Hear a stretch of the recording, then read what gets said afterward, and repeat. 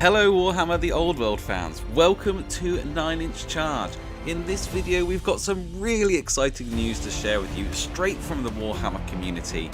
For the first time it has been revealed that Warhammer The Old World will be getting plastic kits, and we have seen some of them, or at least parts of them.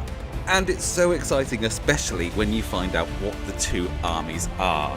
As always, we here at 9-inch Charge have got you covered, so sit back, relax, and let's dive into the details of this exciting news and what it means for Games Workshop's most anticipated game. So the article is called The Old World Development Diary Revealing the Weapons of War. I'll leave a link in the description so you can follow it yourself, and it jumps straight in with the first paragraph. In today's article, we're visiting the armories of the Old World and giving you the first look at some of the weapons and war gear that can be found in the brand new plastic kits coming for the Kingdom of Bretonnia and the Tomb Kings of Khemri. So yes, they've finally done it.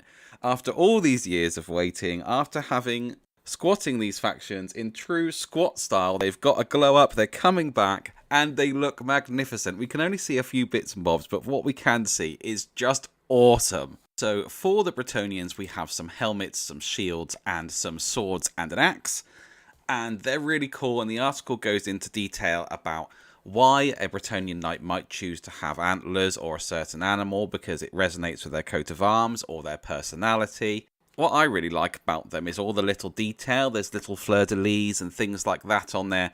The more you look at these sculpts, the more you notice things about them. And I used to have a Bretonnian army, and I can tell you these are just really faithful and really nice and got little details that we didn't quite have before in a couple of places. The shields are interesting to me because they're very flat. A very flat shield that's got to have some kind of design or heraldry on it is quite daunting for me in terms of how I'm able to paint. So I am thinking maybe we will see some transfers come out with these. I hope so, at least, because painting onto these flat shields will be quite difficult otherwise. And for the Tomb Kings, I am just absolutely blown away by what they've shown here. The design of these curved blades, which are called Khopesh and are signature weapons capable of slicing through armor, flesh and bone with long sweeping blows.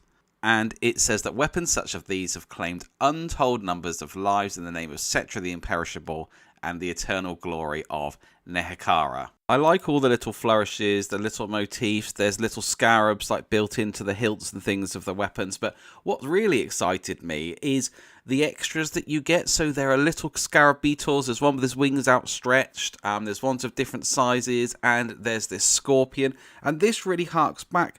I remember when I got into the hobby years and years ago now, goodness me, over 20 years ago, you get a lot of gubbins and things, extra things with the sprues that were quite interesting.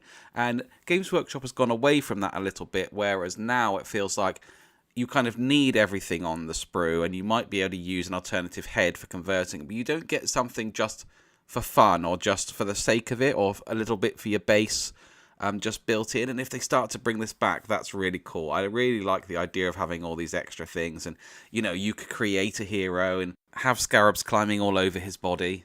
Okay, so what does this all mean? It's very difficult to process amid the excitement, but the rumours have been suggesting for quite a long time that we will get mostly resin kits for this game, and that the core kits will be plastic. So does this say that this is going to be the starter kit, that when the game drops, we're going to see a Bretonnians versus Tomb Kings game, and the core set of plastics will be centred around this army first, or these armies first? If it does, that is hugely exciting. And especially for the channel, because I've been painting up a few Tomb King skeletons here and there, and Tom's been doing some Bretonnians for War Master, so we're both quite interested in these forces. But let me know what you think. I cannot wait to see these knights all together, or the Tomb King models all together. It's really nice to see these little bits that they're showing us, the little details and the helmets and things, but we want to see the models all together. Of course we do. I have just bought my ticket to Warhammer Fest, so hopefully by then we'll have seen something. I mean, they have now come out and said there are plastic kits, here are parts of them. So I know they're trying to build the hype train, and they're doing a very good job of it, but for goodness sake, please just show us. So that is all for today's video, just short and sweet. But if you are interested in Bretonnians in particular, we've done a couple episodes on the channel talking about Bretonnians coming back and about their provinces and the specific lore around Bretonnia during the time that this game will be set.